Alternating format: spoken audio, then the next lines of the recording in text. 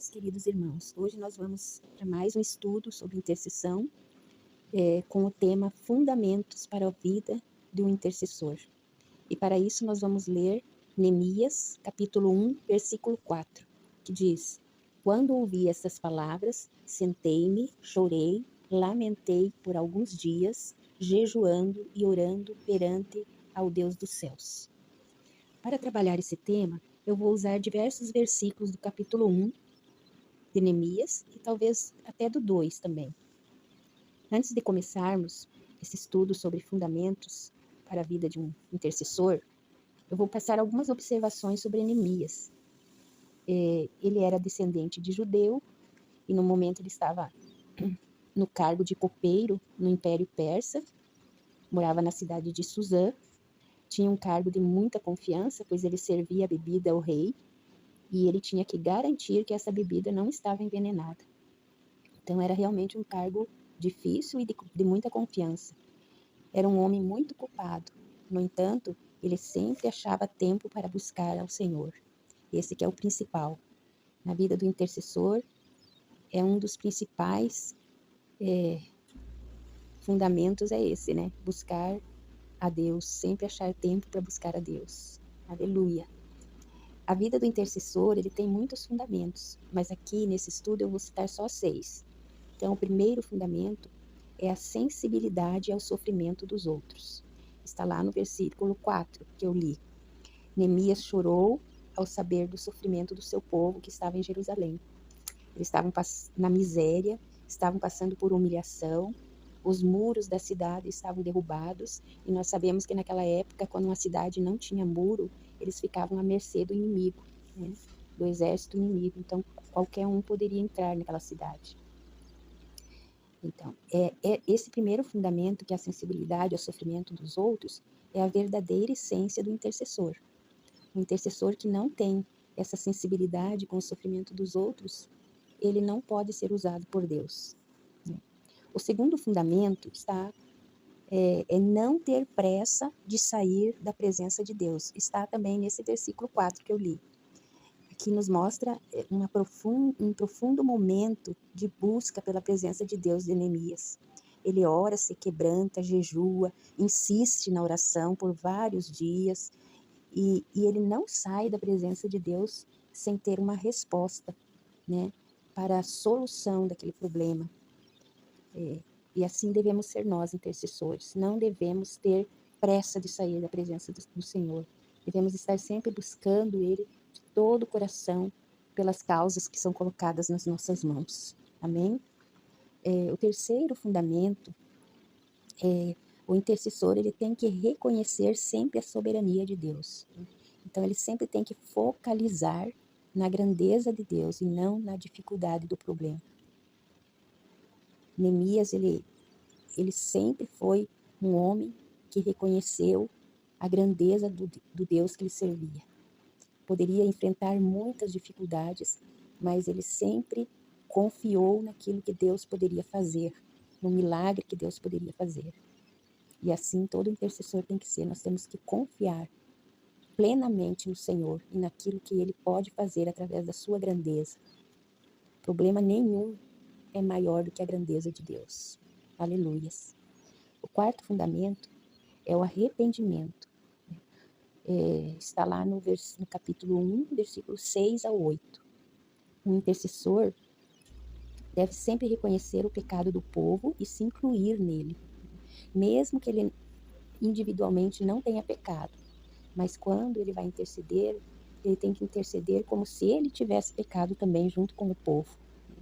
O povo ali foi desobediente, por isso estava passando por aquelas dificuldades, né? Aquelas humilhações, aquela miséria.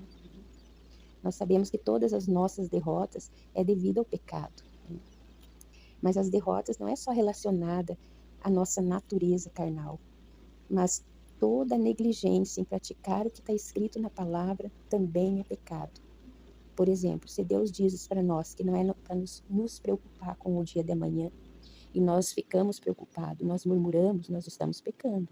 Se Deus fala que é para nós confiarmos nele e nós não confiamos, ficamos incrédulos, duvidosos, nós estamos pecando, né?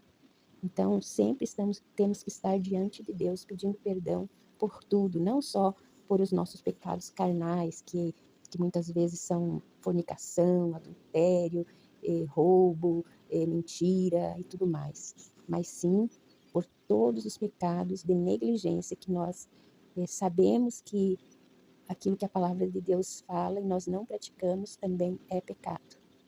Amém? O quinto está lá em Neemias 1, 8 e 9. O quinto fundamento é orar baseado nas promessas de Deus, com base naquilo que Deus falou. Por exemplo, aqui cita a palavra, na palavra que lá do versículo 8 e 9, que Deus falou assim: lembra-te da palavra. Então, Neemias se apoiou aqui na fidelidade de Deus e da sua aliança. Deus prometeu para eles, lembra-te da palavra que eu dei.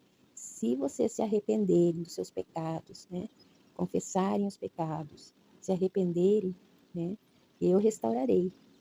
Então, Neemias invocou a promessa de restauração se houvesse arrependimento. Né? Como houve arrependimento do povo, como houve pedido de perdão pelos pecados, então Deus iria certamente restaurar aquela cidade, né? Restaurar aquele povo. E Neemias confiou nisso. Então, assim, quando nós oramos, intercedemos baseado na promessa do Senhor, nós teremos a vitória, porque a restauração sempre depende da conversão e arrependimento genuíno do povo. Se houver isso, com certeza, a vitória é nossa, em nome de Jesus. Amém? Eu falei 5 já, né? 5 fundamentos. O sexto está lá no capítulo 2, versículo 5. Disposição para agir. Ele não só orou, Neemias não só orou, né, mas ele agiu. Ele saiu do seu comodismo e foi ajudar os seus irmãos lá em Jerusalém.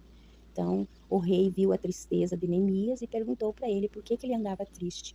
E aí ele contou toda a história para o rei, e o rei permitiu que ele fosse lá ajudar os irmãos em Jerusalém, né? Ajudar a construir o muro.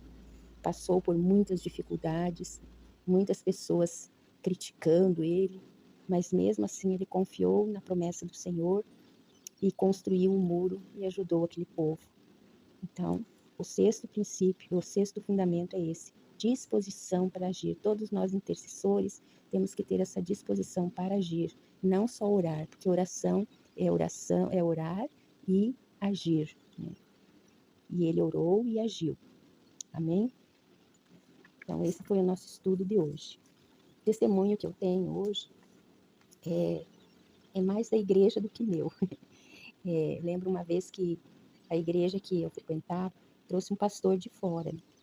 E realmente foi um derramar ali. A igreja cresceu em quantidade, havia muitos milagres, a palavra ministrada era boa, poderosa, né, bem poderosa. No entanto, passou-se um tempo, o grupo de intercessão que eu participava também na época, e o pastor principal da igreja, começaram a buscar mais profundamente a Deus, né? E aí começou um desvendar de pecados ocultos desse pastor que trouxeram para a igreja. E da igreja também, porque muitos irmãos estavam sendo manipulados por esse pastor. Quanto mais nós buscávamos a Deus, mais o que estava oculto ia sendo revelado. E o lobo teve que se retirar da igreja. Houve muito sofrimento, muitas vidas foram dispersas na época. E nós pedimos perdão a Deus por todos os pecados da igreja. E a igreja foi restaurada, né? Hoje é uma grande comunidade ali que está salvando muitas pessoas. Mas precisou passar por isso, né? Para que houvesse, sim, mais humildade, porque muitas vezes a gente precisa passar por essas humilhações, por essas dificuldades, para que a gente saiba que Deus, ele tem poder, né? Que Deus, ele tem o controle de todas as coisas. Que não adianta a gente querer se ensoberbecer. Não adianta a gente querer ficar orgulhoso por nada. Porque ele quer que tudo seja para a glória dele. Amém? Vamos orar? Senhor, grande e temível é o teu nome, Pai.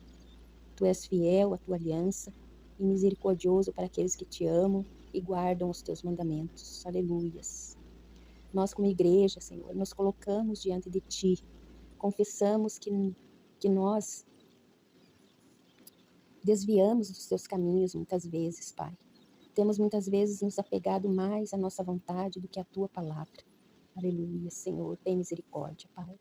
Temos buscado nossos próprios desejos e interesses, Pai. E negligenciamos o amor, a justiça e a santidade que tu requer de nós, Senhor. Oh, aleluia, Senhor. Glórias, glórias a teu nome. Perdoa-nos